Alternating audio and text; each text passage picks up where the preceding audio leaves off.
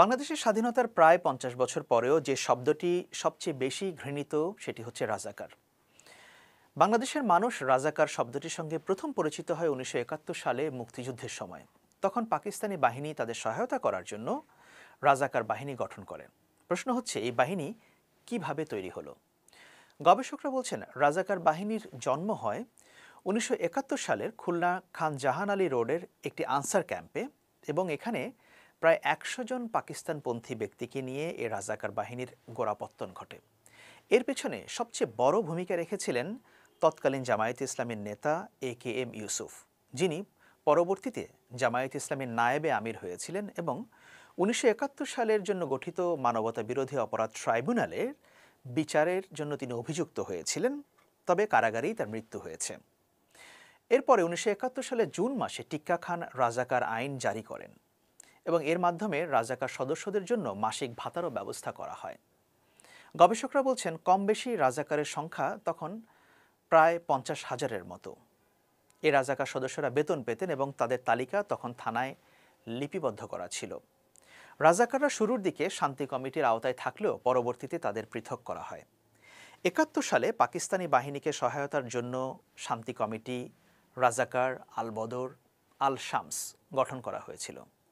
শান্তি কমিটির সদস্যরা ছিলেন মূলত রাজনৈতিক ব্যক্তি, যেমন তৎকালীন জামায়াত ইসলামের নেতা, যিনি পরবর্তীতে জামায়াত ইসলামের আমির হয়েছিলেন, গোলাম আজমও ছিলেন শান্তি কমিটিতে। তাকে যুদ্ধাপরাধের দায়ে অভিযুক্ত করা হয়েছিল, পরে তার দণ্ড হয়েছে এবং কারাগারে তার মৃত্যুও হয়েছে। এছাড়া আল বদর বাহিনী, এটি গঠন করা হয়েছিল জামায়াত ইসলামের তৎকালীন ছাত্র সংগঠন ইসলামী ছাত্র সংঘের নেতা কর্মীদেরকে নিয়ে। মুক্তিযুদ্ধ বিষয়ে গবেষকরা বলছিলেন, এই আলবদর বাহিনীর সদস্য সংখ্যা ৩ থেকে ৫,০০০-এর মতো হবে, যাদের নেতৃত্বে ছিলেন মতিউর রহমান নিজামী, যিনি পরবর্তীতে জামায়াত ইসলামের আমির হয়েছেন। নিজামীকেও ১৯৭১ সালের জন্য গঠিত মানবতা বিরোধী অপরাধ ট্রাইব্যুনালে ফাঁসির আদেশ দেওয়া হয় এবং পরবর্তীতে তার ফাঁসি কার্যকর করা হয়। এছাড়া আল শামস বাহিনী তো ছিলই। এখন প্রশ্ন হচ্ছে, রাজাকাররা কি কাজ করত? গবেষকরা বলছেন, রাজাকারদের প্রধান কাজ ছিল পাকিস্তানি বাহিনীর সাথে তারা যুদ্ধে অংশ নিত, মুক্তিযোদ্ধাদের বিভিন্ন বাড়ি বাড়ি গিয়ে তারা খুঁজে বের করত, মুক্তিযোদ্ধাদের ধরে তারা পাকিস্তানি বাহিনীর হাতে তুলে দিত এবং নারী ধর্ষণেও তারা সহায়তা করত। অন্যদিকে আল বদর এবং আল শামস বাহিনী তারা বুদ্ধিজীবী হত্যাকাণ্ড সহ নানাভাবে মুক্তিযোদ্ধাদের হত্যাকাণ্ডে তারা ভূমিকা রেখেছে।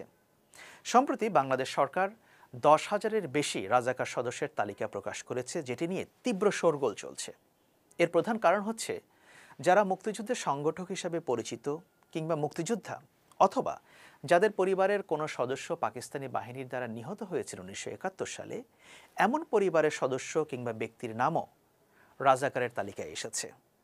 এটি অবিশ্বাস্য ব্যাপার যে বাংলাদেশের যুদ্ধাপরাধের বিচারের জন্য যে ট্রাইব্যুনাল গঠন করা হয়েছে, সেটির যে চিফ প্রসিকিউটর গোলাম আরিফ টিপু, তার নাম এসেছে এই রাজাকারের তালিকায়। মিস্টার টিপু এতে হতাশা প্রকাশ করেছেন। গবেষকরা প্রশ্ন তুলছেন যে একটি তালিকায় কিভাবে মুক্তিযোদ্ধাদেরকে রাজাকার হিসেবে চিহ্নিত করা হলো। গবেষকরা বলছেন যে এই তালিকা প্রকাশ করার আগে যথেষ্ট সতর্কতামূলক ব্যবস্থা নেওয়ার দরকার ছিল, যথেষ্ট যাচাই বাছাইয়ের প্রয়োজন ছিল, কিন্তু সেটি করা হয়নি বলেই তাদের ধারণা। অন্যদিকে মুক্তিযুদ্ধ মন্ত্রণালয় বলছে, তারা স্বরাষ্ট্র মন্ত্রণালয় থেকে যে তালিকা পেয়েছে সেটিই প্রকাশ করেছে, কিন্তু স্বরাষ্ট্র মন্ত্রণালয় আবার সেটি অস্বীকার করছে। অর্থাৎ এই তালিকা নিয়ে এক মন্ত্রণালয় আরেক মন্ত্রণালয়কে দোষারোপ করছে। চলছে তীব্র বিতর্ক। এমন অবস্থায় এই তালিকাটিকে স্থগিত করা হয়েছে। গবেষকরা বলছেন, এই ধরনের তালিকা প্রকাশ করার আগে ভবিষ্যতে আবারও যথেষ্ট সতর্কতামূলক ব্যবস্থা নিতে হবে। তা না হলে কোনো মুক্তিযোদ্ধার নাম যদি রাজাকারের তালিকায় ঢুকে যায়, সেটির যেমন একটা আইনগত ঝামেলা হতে পারে ভবিষ্যতে, তেমনি তারা সামাজিকভাবে হেনস্থাও হতে পারেন।